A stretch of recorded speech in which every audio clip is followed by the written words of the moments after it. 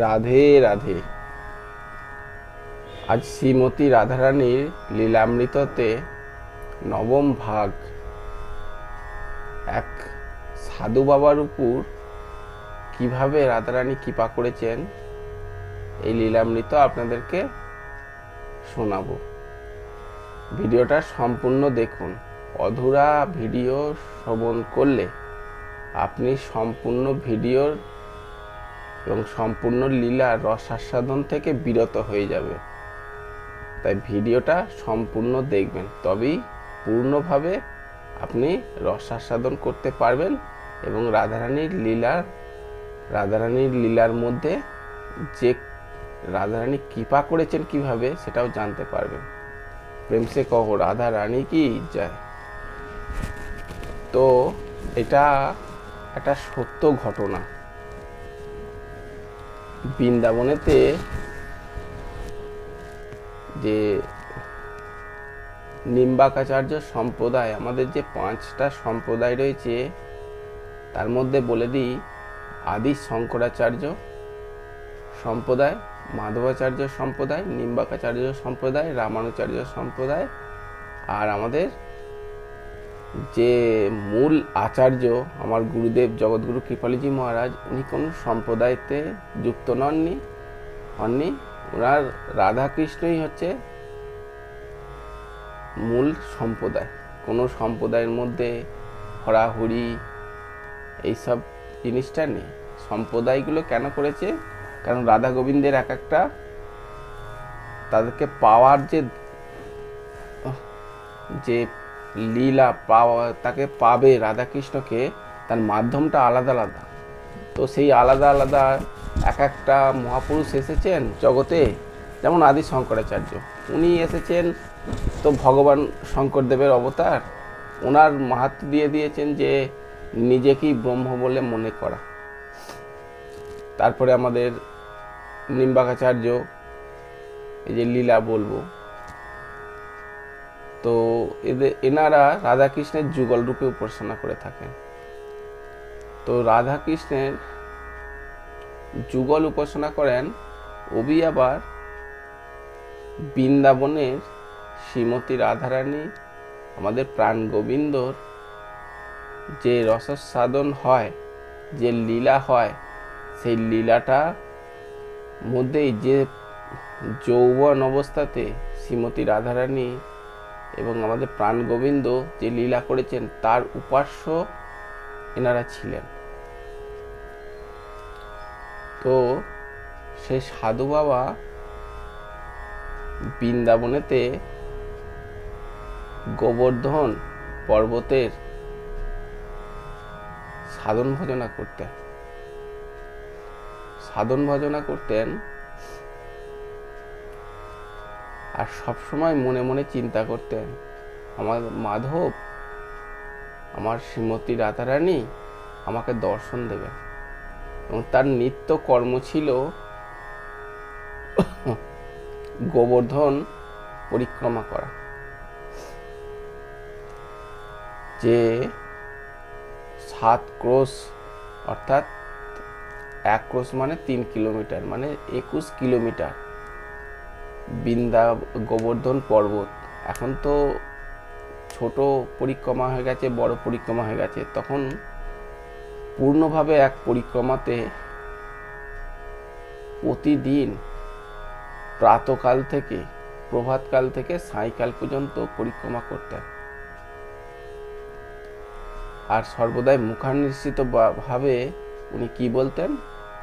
রাধে কৃষ্ণ, রাধে কৃষ্ণ, রাধে কৃষ্ণ, রাধে কৃষ্ণ, কৃষ্ণ কৃষ্ণ, রাধে রাধে, রাধে শ্যাম, রাধে শ্যাম, শ্যাম শ্যাম, রাধে রাধে। তো ওই রাধে কৃষ্ণ জপ করতেন আর পরিক্রমা করতেন গোবর্ধন পর্বতকে। মান্যতা আছে যে এই গোবর্ধন পর্বতকে যে পরিক্রমা করবে তাকে এই 84 লাখ জীবনচক্র পরিক্রমা আর করতে হবে না। আমাদের গোবর্ধন নাথ শ্রী প্রাণ গোবিন্দ এই 84 লাখ পরিক্রমা করার যে আগাগমন হতে থাকে সেটা সদা সদার জন্য নিবৃত্তি করে গোলক বৃন্দাবনে বিরাজিত করে তাকে সখা হিসাবে কিংবা সখী হিসাবে সেবাতে নিযুক্ত করবে। সেই জন্য আমাদের গোবর্ধন পর্বতে পরিক্রমা সব সাধু সন্ত মহাপুরুষরা করে থাকেন, আমিও করেছি। তো এই গোবর্ধন পর্বতে পরিক্রমা করতেন, তো তার বয়সও হয়ে গেছিল প্রায় 60 বছর অধিক, 60 বছরেরও অধিক হয়ে গিয়েছিলেন। তো তখন সাধু বাবাকে সবাই চিনতেন, প্রণাম করতেন এবং কিছু ভোজনের জন্য কিছু আহার দিতেন। সেই খেয়েই তারা দিন রাত কোথায় তার মানে ঘুমন্ত অবস্থাতেই হোক, যেখানে পারবে সেখানেই ঘুমিয়ে পড়তেন, যেখানে পারতেন মাদুকরি করতেন, সব কিছুতেই কিন্তু ওনার বিরক্ত মনোভাব ছিলেন, কোনো রকম আসক্তি ছিলেন না। একটা গাছের কাছে সাধন ভজনা করতেন, তো দ্বিতীয়টা সেই সাধন ভজনা ত্যাগ করে আবার অন্য গাছের কাছে সেখানে সাধন ভজনা করতেন। তো আমাদের সেই সাধু বাবা এতই বিরক্ত ছিলেন, আর ভক্তদেরও এরকম হওয়া উচিত যে শাস্ত্রেতে আছে অতীন্দ্রিয় প্রীতিবাঞ্ছা তারে বলি কাম, কৃষ্ণেন্দ্রিয় প্রীতিবাঞ্ছা তারে বলে কাম, তারে বলে প্রেম। মাফ করবেন, অতীন্দ্রিয় প্রীতিবাঞ্ছা তারে বলে কাম, আর কৃষ্ণেন্দ্রিয় প্রীতিবাঞ্ছা তারে বলে প্রেম। অর্থাৎ আমরা ইন্দ্রিয় তৃপ্তির জন্য সাধন ভজনা করে থাকি, যদি সাধন ভজনা করছি কিন্তু কামনা বাসনা আছে, যাকে আমরা প্রেম বলে থাকি। জগতে তোমাকে ভালোবাসি, স্ত্রীকে বলে, স্ত্রীও স্বামীকে বলে তোমাকে ভালোবাসি, পুত্রকে ভালোবাসি, কোনো মহিলা কোনো স্ত্রী একটা পুরুষকে দেখে আসক্তি হয়ে গেল, এগুলো কি ইন্দ্রিয়ের প্রীতিবাঞ্ছা, তাকে প্রেম বলে আখ্যা দেয়, কিন্তু আসলে প্রেম নয়। সেগুলোই আমাদের ইন্দ্রিয়ের সাধন ভজনা করার জন্য, অর্থাৎ তার মনকে তৃপ্ত করার জন্য তাকে প্রেম বলে আখ্যা দেয়, কিন্তু প্রেম সেই জিনিসটা নয়। দেখবেন কোনো মানুষ তাকে তার সঙ্গে কথা বললো, তাহলে প্রেম যদি হতো তাহলে ঝগড়া অশান্তি তালাক হতো কেন? তারপরে পালিয়ে যাচ্ছে লোক, পালিয়ে যায়, একটা স্ত্রী দেবে মানে তাকে মেরে পালিয়ে যায়, প্রথমে কিন্তু প্রেম ছিল, তাহলে তাদের কামনা পূর্ণ হয়ে গেল, তখন ঝগড়া অশান্তি হয় জিনিসটা, সে তো এটা প্রেমের মধ্যে আখ্যা দেওয়া যাবে না। আর কৃষ্ণেন্দ্রিয় প্রীতিবাঞ্ছা অর্থাৎ কৃষ্ণকে যদি ভালোবাসা হয়, কাম মানে কাম হিসাবেও যদি ভালোবাসা হয়, আমাদের গোপীরা কাম ভাবনাতে ভালোবেসেছিল পতি হিসাবে, কিন্তু তাকে প্রেম বলে আখ্যা দেওয়া হয়, কারণ সেটাই বাস্তবিকতা প্রেম, সেটাই বাস্তবিকতা ভালোবাসা, সেটাই বাস্তবিকতা ভক্তি। কারণ গোবিন্দ আমাদের প্রেমের প্রতীক, তার কাছেই প্রেমের খাজানার চাবিকাঠি রয়ে আছে। সেই জন্য দেখতে পাচ্ছেন না, সেই সত্যযুগ, ত্রেতাযুগ, দাপর যুগ, কলিযুগ পর্যন্ত ভগবানের গুণকীর্তন করতে করতেও মানুষ, ভক্তরা কত ভক্ত হয়ে গেছে, গোলকধামে নিবাস করেছেন, কত সেবায়ত করেছেন, কৃষ্ণকে ভালোবেসেছেন বলে। আর যারা মায়াকে ভালোবেসেছেন তারা কি করছে? চৈতন্য চৈতামৃতে বলছেন, কৃষ্ণ ভুলি যেই জীব অনাদির বহির্মুখ, অতএব মায়া তারে দেয় সংসারের দুঃখ। অর্থাৎ মায়া কৃষ্ণকে ভুলে গেছে, তো মায়ায় দুঃখ পাচ্ছে, ভাবছে এতে এর মধ্যে প্রেম রয়েছে, টাকার মধ্যে প্রেম রয়েছে, অর্থ ধন সম্পত্তি সব তার পেছনে ছুটছে, পরিণামে দুঃখ, একটা আশা পূর্ণ হচ্ছে আর একটা আশা হয়ে এসে যাচ্ছে। যাই হোক, এদিকে সেই উনি কিন্তু কৃষ্ণকে প্রেম করেছিলেন, রাধারানীকে প্রেম করেছিলেন, আর তার যুগল রূপে প্রেম করতেন বৃন্দাবনের রাধাকৃষ্ণ। এবার এই যুগল রূপে যে রাধাকৃষ্ণকে যে প্রেম করতেন বৃন্দাবনে, এইটা আবার আপনাদেরকে একটুখানি সংক্ষেপে বুঝিয়ে দিই। শ্রীকৃষ্ণ বৃন্দাবনের শ্রীকৃষ্ণ ছিলেন, যেটা শ্রীমতী রাধারানীর সঙ্গে লীলা প্রকাশিত করেছিলেন। আবার মথুরার মধ্যে যে শ্রীকৃষ্ণ চলে গিয়েছিলেন অক্রুর মহারাজের সাথে কংসকে নিধন করেছিলেন, সেই শ্রীকৃষ্ণ মথুরারূপী শ্রীকৃষ্ণ। বৃন্দাবনের শ্রীকৃষ্ণ শুধুমাত্র প্রেম, আর মথুরার মধ্যে ঐশ্বর্য প্লাস প্রেমরূপী শ্রীকৃষ্ণ ছিলেন। আর দ্বারকার মধ্যে যখন জরাসন্ধের আক্রমণ করেছিলেন, সবসময় দেখছে মথুরার মধ্যে নগরবাসীরা যখন কংসকে মেরে মথুরা উগ্রসেনকে রাজা করেছিলেন, তখন দেখলেন বারে বারে যুদ্ধ করছে, এতে প্রজাদের অনেক মৃত্যুবরণ হবে। সেই জন্য আবার দ্বারকা নগরীর মধ্যে, অর্থাৎ গুজরাটে যেটা রয়েছে দ্বারকা নগরীর মধ্যে, সেখানে সাম্রাজ্য তৈরি করলেন। সেখানে আবার শুধু শ্রীকৃষ্ণ ঐশ্বর্য রূপে, দ্বারকাধীশ শ্রীকৃষ্ণ, আমাদের ব্রজেন্দ্র নন্দন শ্রীকৃষ্ণ দ্বারকাধীশের ঐশ্বর্য রূপে সেখানে আবার লীলা বিহার করেছিলেন। তাহলে বুঝতে পারছেন গোবিন্দ ডিফারেন্স কেন।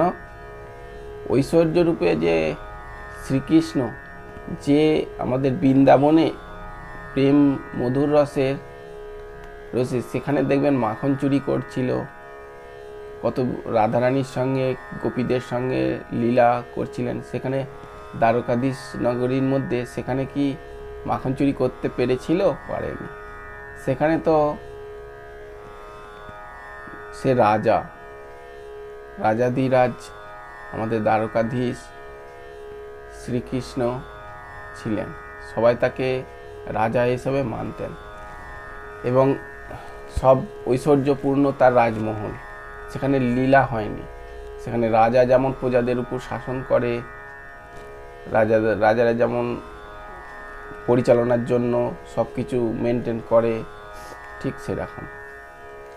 যেমন একটা কোর্টের যে অ্যাডভোকেট, যে যারা উকিল, তারা দেখবেন অফিসে এক, কিন্তু ঘরে এসে যখন তার ছেলে বলে যে বাবা আমাকে একটু ঘোড়ায় চাপাও, অর্থাৎ পিঠে চেপে সে ঘোরাঘুরি করে ছেলেকে নিয়ে, সে কিন্তু অফিসে কিন্তু সে উকিল জজ, ঠিক আছে, ঘরে কিন্তু সেটা নয়। ঘরে তাহলে এক আলাদা, অফিসে আলাদা, ঠিক আছে। ঠিক তেমনই শ্রীকৃষ্ণ বৃন্দাবনে আলাদা যে শ্রীকৃষ্ণ, আবার মথুরা প্লাস দ্বারকা নগরীর মধ্যে আলাদা। উদাহরণ দিয়ে স্পষ্ট করে বুঝিয়ে দিলাম, ঠিক আছে। তাই আপনারা যখন সাধন ভজনা করবেন, বৃন্দাবনে যৌবন অবস্থাতে যে রাধা কৃষ্ণ যুগল রূপে রাসলীলা করেছিলেন, সেই রাধা কৃষ্ণকেই উপাস্য হয়ে সাধন ভজনা করবেন। যেমন আমাদের এই সাধু বাবা সাধন ভজনা করতেন, তো উনি সর্বদাই সকাল প্রভাতকালে যখন পরিক্রমা করতেন, পরিক্রমা সম্পূর্ণ হয়ে যেতেন, তখন মাদুকরি করে কোনো ভিক্ষাবৃত্তি করে কেউ যদি দিত, সেটা গ্রহণ করতেন। তো গ্রহণ করে তারপরে যে আবার সঞ্চয় করা, সেটা ছিল না। আবার সায়কালে যখন খুব খিদে পেল, ক্ষুধার্ত হয়ে গেল, হয়তো মাদুকরি পেল না, তখন কি করতেন জানেন? যমুনার জল খেয়ে সে রাধাকৃষ্ণের ভজন সাধনা করতেন। আমাদের রূপ গোস্বামী, সনাতন গোস্বামী কি করতেন? তখন তো বৃন্দাবনে অত ব্রজবাসী ছিলেন না, সেই জন্য মথুরাতে গিয়ে সেখানে মাদুকরি করতেন। হয়তো প্রাতকালে মাদুকরি করতেন, সায়কালে হয়তো দেখা গেল কেউ মাদুকরি বেশি দিয়েছে, অর্থাৎ ভিক্ষা দিয়েছে আটা, তখন তার বাটি তৈরি করে যমুনার জলের মধ্যে কিছু খেয়ে মানে গ্রহণ করলো, আবার কিছু অংশ যমুনার ধারেতে বালির মধ্যে খুঁড়ে রেখে দিত। আবার তারপরের দিন আর ভিক্ষাবৃত্তি করতে যেত না, সেটাকে আবার যমুনার জলেতে ধুয়ে ভালো করে, আমাদের যেটা রুটি বলা হয়, সেই রুটিটা আবার যমুনার যে বালিতে যে গেড়ে রেখে দিয়েছিল সেটা আবার খুলে তুলে আবার যমুনাতে ধুয়ে যমুনার জলের সাথে খাচ্ছে। এইরকম আমরা শুনলেই কি করে খেত, কিন্তু বাস্তবিক এটা সত্য, চৈতন্য চৈতামিতে লেখা আছে। রূপ গোস্বামী, সনাতন গোস্বামী যারা সব ভগবানের দিকে অগ্রসর হয়, তারা আহারের দিকে, ধন সম্পত্তির দিকে আসক্তি থাকে না, তার আসক্তি থাকে ভগবান শ্রীকৃষ্ণের প্রতি। এইগুলো যারা বৈষ্ণব, পরম বৈষ্ণব, আর বৃন্দাবনে এখনো পর্যন্ত, আমরা তো গিয়েছিলাম, সেই সব কথা ছাড়ুন, যখন চৈতন্য মহাপ্রভু 550 বছর আগে এসব রূপ গোস্বামী, সনাতন গোস্বামী, জীব গোস্বামী, আমাদের শ্যামানন্দ প্রভু যে লীলা করেছেন, সেসব তো কথা অনেক আগে এগিয়ে যা। এখন বর্তমানে আমি 2 বছর আগে গিয়েছিলাম, সেখানেও দেখছি একটা মানে সাধু সন্তদেরকে কিছু দান দক্ষিণা দিতে যাচ্ছি, তো উনি একটা সাধু বাবা, উনি বললেন আমার আর আজকে লাগবে না। আজকে লাগবে না মানে কালকের জন্য রেখে দিন। বলছে না বাবা, আমি মানে অর্থ দিচ্ছিলাম কিছু দান দক্ষিণা, যা ভিক্ষাবৃত্তি করে, আর কিছু শরীর অসুস্থ হলেও তো তার পয়সা অর্থ লাগবে। কিন্তু সাধুদের যেটা বাস্তবিক, যেটা তুলে আমি ওইটা জানতে পারলাম, যে উনি বললেন না বাবা, আজকে আমার মাদুকরি করা হয়ে গেছে। তখন প্রায় মানে 12টা, 12:30, 1টা বাজবে। কোথায়? কেশিঘাটের ওখানে, যমুনার ধারেতে, সেই কদম্ব বৃক্ষের কাছে, কদম্ব বৃক্ষের নয়, ওটা হচ্ছে আপনার বটবৃক্ষ ছিল, বটবৃক্ষের সামনে, ওখানে কোনো এক সেট খিচুড়ি, রুটি ইত্যাদি, তরকারি, সবজি সব মানে ভ্যানে করে দিতে এসছিল। তো ও সব নিল, আমরাও গ্রহণ করেছিলাম। এমনকি সে সাধু বাবা তার কাছ থেকে নেয়নি। তো সেই অর্থ যখন দিতে গেলাম, বাকি সাধু সন্ত মহাপুরুষরা নিল, তখন ওই সাধু বাবাকে দিতে গেলাম, সাধু বাবা তখন বলল আজকে আমি নেবো না বাবা, আমার মাদুকরি হয়ে গেছে। আমি তখন সেই রূপ গোস্বামী, সনাতন গোস্বামীর কথা চিন্তা করেছিলাম। তখন আমি বললাম যে বাবা, আপনি নেবেন না কেন? আপনি এই দাসকে কিছু নিয়ে ধন্য করুন, আমার জীবনটা ধন্য হবে আপনি যদি নেন। তো নম্রতা হয়ে যখন দিতে গেলাম, উনি বললেন বাবা, আমি সারাদিনে একবার ভিক্ষাবৃত্তি করি, আহার করি, যা পাই সেটা গ্রহণ করি, বাকি আমি সাধন ভজনা করি। আমি শুনে সেই চিন্তা করলাম যে সত্যিকারের এখনো বৃন্দাবনে ভক্তি বিরাজিত রয়েছে। তখন আমি তারপরে নম্রতা হয়ে বাবাকে বললাম, বাবা আপনি সারাদিনে একবার ভিক্ষাবৃত্তি করে গ্রহণ করেছেন, আর করবেন না, এবার সাধন ভজনা করবেন। শরীরের যদি ব্যাধি ফ্যাধি হয়, তো আপনার তো এটা অর্থটা কাজে লাগবে, কিংবা আপনার কোনো হয়তো কেউ দিতে চাইলো, তখন তো অর্থটা রাখলে আপনার কাজে লাগবে। ওনার কথা শুনলে আপনি আচম্বিত হয়ে যাবেন। উনি বললেন যে জীবনটাই যদি রাধা গোবিন্দের চরণে সমর্পণ করে দিয়েছি, উনি বাঁচালে বাঁচাবে, উনি মারলে মারবেন, শরীরের অসুস্থ হয় হোক, বৃন্দাবনই আমার প্রাণ যাবে যাবে, আমি রাধারানীর উপর পূর্ণভাবে সমর্পণ করে দিয়েছি। এই কথা বলে উনি রাধে রাধে নাম জপ করতে চালু করলেন। তো দেখুন তাহলে,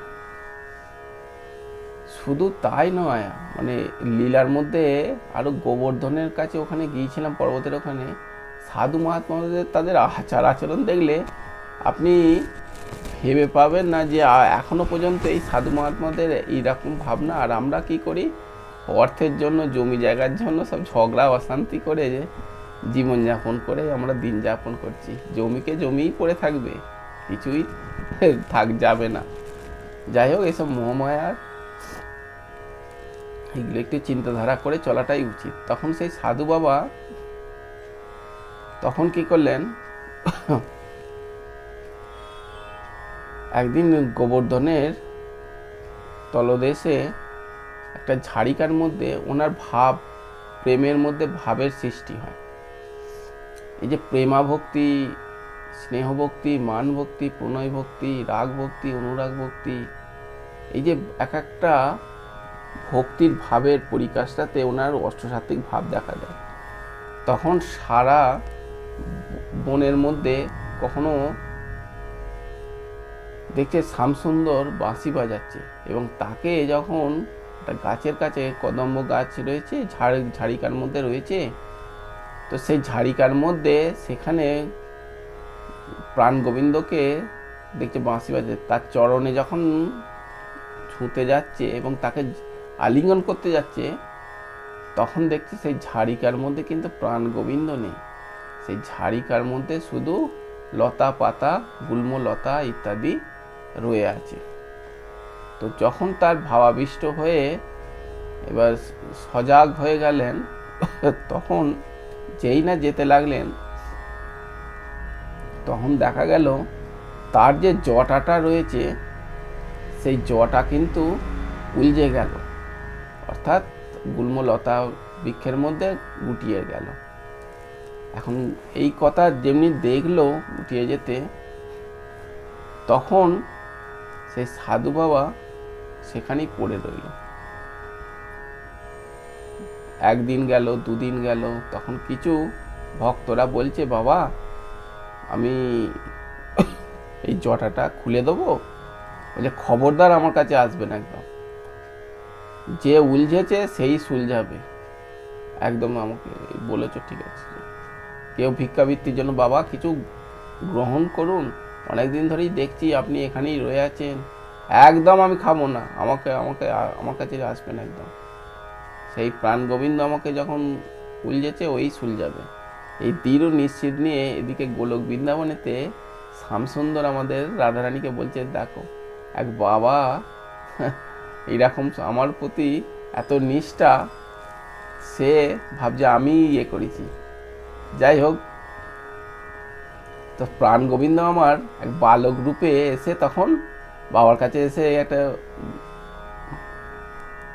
এসে বলছে, বাবা আমি অনেকদিন ধরে দেখছি যে আপনি এরকম ভাবে রয়ে আছেন, তো আমি তো বৃন্দাবন গোবর্ধন পরিক্রমা করে থাকি, তো গোবর্ধন পরিক্রমার সময় দেখছি আপনি এইরকম অবস্থায় 2-3 দিন ধরে রয়ে আছেন, তো আমি আপনার এই জটাগুলো খুলে দেবো, একদম খবরদার আসবে না, তুমি পরিক্রমা করছো করে যাও। কেন বাবা, আমি কি অপরাধ করেছি আপনার চরণে? না, অপরাধ কিছু নয়, তুমি এক্ষুনি চলে যাও আমার কাছ থেকে, আমি এরকম ঠিকই আছি, আমার প্রাণ গোবিন্দ এলে তবেই হবে। বলছে যখন এই কথা অনেক মানে নে, তখন আমাদের সেই যুবকটা কৃষ্ণ হয়ে গেলেন। বললেন, বাবা দেখুন আমি তো আপনাকে উলঝেছি বলছেন, তো আমি এসে গেছি, আসুন আমি খুলে দিচ্ছি। তখন প্রাণ গোবিন্দকে বলছে, এই খবরদার আমাকে একদম ছোবে না। কেন বাবা, আমি তো স্বয়ং কৃষ্ণ, অনাদির আদি গোবিন্দ। আরে গোবিন্দ সে বুঝেছি, কিন্তু এই বৃন্দাবনের গোবিন্দ কি মথুরার গোবিন্দ কি আমাদের দ্বারকার গোবিন্দ আমি তো জানি না। যদি রাধা রানী যদি সামনে থাকে তাহলে জানবো আমাদের বৃন্দাবনে আমাদের রাধা কৃষ্ণ গোবিন্দ আমাদের বৃন্দাবনের। বলছে হায় হায় হায়। তখন ইশারা করলো রাধারানীকে, তখন রাধারানী স্বয়ং তার কাছে এসে উপস্থিত হলো। তখন সে জটাটা খুলে দিল, অনুমতি দিল, জটাটা খুলে দিল। খুলে দিতে বলছে বাবা আমি যখন দর্শন দিয়েই ফেলেছি আপনি তাহলে কিছু আমাকে বর প্রার্থনা করুন, বর প্রার্থনা চান, আমি সেটা দিয়ে আমি এবার মানে ভক্তির পরিকাষ্ঠাতে আমি সন্তুষ্ট হয়েছি, আমি বর দিতে চাই। তখন বাবা বলছে তাহলে দিতে যদি চান আমি শ্রীমতী রাধারানী প্রাণ গোবিন্দ আপনার চরণে প্রক্ষালন করে অর্থাৎ ধৌত করে আমি স্পর্শ করে আমি মস্তকে ধারণ করাবো সেই চরণ ধুলি। তাই বলল। তখন সেই জল কোথায় পাবে, সেই তখন প্রাণ গোবিন্দকে আর আমাদের শ্রীমতী রাধারানী অশ্রু নয়ন নিগ্রত করে তার চরণ ধৌত করে দিল। দেখুন দেখুন কত ভক্তি এদের। আর আমাদের চোখের জল আসে একটু ছেলে কোনো কথা বললে, দুঃখের কথা বললে চোখের জল, আত্মীয় স্বজনরা কেউ কথা বললে চোখের জল, তার স্বামী স্ত্রী কেউ কথা বললে চোখের জল। কিন্তু প্রাণ গোবিন্দের জন্য চোখের জল কজন ফেলে? প্রাণ গোবিন্দের জন্য অঝরে বর্ষা যেমন হয় সেরকম ভাবে জল নিগ্রত করতে হবে। একদিন দুদিন নয় যে করে ফেললুম আধা ঘন্টা 10 মিনিট হয়ে গেল, তাই না। সর্বদাই আকুল হয়ে তৈলধারা যেমন তিল যেমন ভাঙালে তেল নিগ্রত হয়ে যায় অবিচ্ছন্নভাবে কোনো ব্যাঘাত না ঘটিয়ে, ঠিক যতদিন না রাধা গোবিন্দকে দর্শন পাওয়া যাচ্ছে ততদিন পর্যন্ত ক্রন্দন করে ভগবান রাধাকৃষ্ণকে আকুল হয়ে ডাকতে হবে যে দর্শন দেওয়ার জন্য। যেমন আমাদের এই সাধু বাবা যখন দর্শন দিয়ে দিলেন এবং তার চরণ প্রক্ষালন করে তার চরণধূলি ধন্য করে তখন বললেন বাবা আর কিছু বর তোমাকে দিতে চায়। বলছে আমি নিত্যভাবেই যেন আমি আপনাদের এই সেবা করতে পারি, এই আশীর্বাদ করুন। এই বলে তখন শ্রীমতী রাধারানী প্রাণ গোবিন্দ তাকে আশীর্বাদ করলেন, তার সেখান থেকে চলে গেলেন। তারপর সেই সাধু বাবা কিছুদিন পরে দেহ ত্যাগ করলেন। দেহ ত্যাগ করে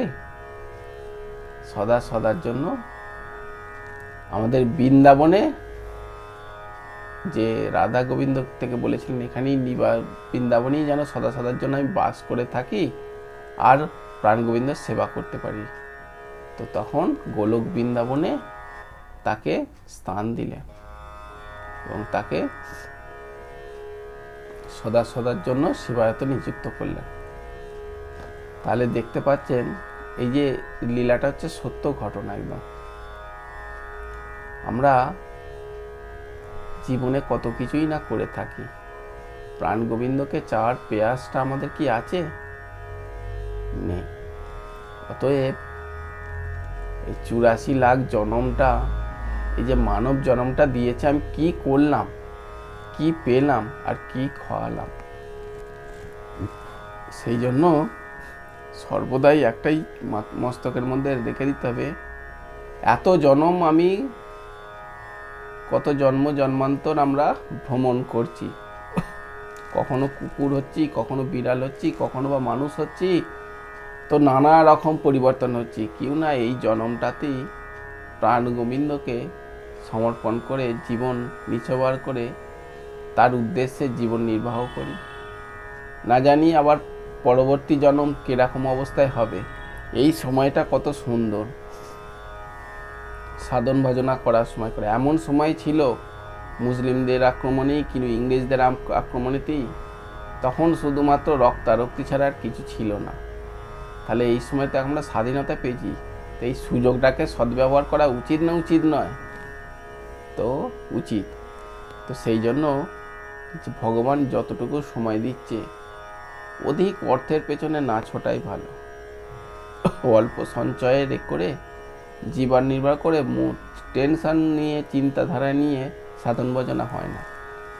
তো সর্বদাই বিনা আসক্তিতে আপনি ভগবানের আসক্তি বাড়ান, ভগবানের দর্শনের আসক্তি, তবেই আপনি ভগবত ধামে যাওয়ার সফলতা অর্জন করতে পারবেন। ঠিক আছে, তো এখানেই আমি বিশ্রাম দিলাম। এক সত্য ঘটনার কাহিনী তুলে ধরে রাধারানী কৃপা করলেন, প্রাণ গোবিন্দ তার উপর কৃপা করলেন। সেইভাবে কৃপা যেন আমরা সদা সদার জন্য আমরাও পেতে পারি, এই বলে আমাদেরকে রাধা গোবিন্দের প্রতি প্রেম বাড়াতে হবে। ঠিক আছে, তাহলে প্রেম সে বলো রাধা রানী কি জয়, প্রেম সে বলো রাধা রানী কি জয়। রাধা রানীর কত কৃপা, কত করুণাময়ী, কৃপাময়ী। দেখুন প্রাণ গোবিন্দ কত করুণা সিন্ধু। আর আমাদের রাধা রানীর কৃপা না হলে এই ভববন্ধন থেকে কেউ যেতে পারবে? যতই মায়া এমনই কালো গ্রাস হয়ে আটকে রয়ে আছে, জড়িয়ে ধরে আছে না, এদেরকে ছেড়ে যাওয়া খুবই মুশকিল। একমাত্র প্রাণ গোবিন্দই আছে, আমাদের প্রাণপ্রিয়া শ্রীমতী রাধারানীই আছে আমাদের এই মায়া জগৎ থেকে ছুটকারা দিতে পারে। সেই জন্য সাধু সঙ্গ সর্বদাই করবেন। যারা ভগবত প্রাপ্তি মহাপুরুষ, দর্শন প্রাপ্তি, তাদের সান্নিধ্য করবেন। অনেক কীর্তনিয়া রয়েছে, তার ফাইলগুলো দেখবেন, ফেসবুকের ফাইলগুলো, কোনো কীর্তনিয়া হচ্ছে, তার ফাইলটা দেখবেন হিন্দি গান হচ্ছে, ড্যান্স করছে, অনেক বক্তা অনেক করছে, কিন্তু তার ফাইলটাই বুঝিয়ে দেবে যে সে কিরকম ধরনের ভালোবাসা। ও নিজেই যদি ভগবানের দিকে, সাধন ভজনার দিকে যদি এরকম হিন্দি গানে নাচানাচি করে, বার্থডে বানায় হিন্দি গানেতে, হ্যাঁ, এইসব প্রোফাইলের মধ্যে ছাড়ে, সে আবার কীর্তনিয়া করে, কীর্তন করে, তার মুখ থেকে মুখনিষেধ থেকে বাণী শুনে আমরা কি উপকারিত হব না। সেই জন্য যারা দর্শন প্রাপ্তি, তাদের কাছ থেকে মুখানিষেধ, রাধারানীর লীলামৃত, কৃষ্ণ কথামৃত এসব শুনে অগ্রসর হন, ওতে আপনার উপকৃত হবে। সেই জন্য সাধু সঙ্গ সর্বশাস্ত্রে কয়, লবমাত্র সাধু সঙ্গ সর্বসিদ্ধি হয়। সাধুদের সঙ্গ করুন, একটুখানি সাধু সঙ্গতেই ভব পার হয়ে যাবে। ঠিক আছে, প্রেম সে বলো রাধা রানী কি জয়, রাধে রাধে।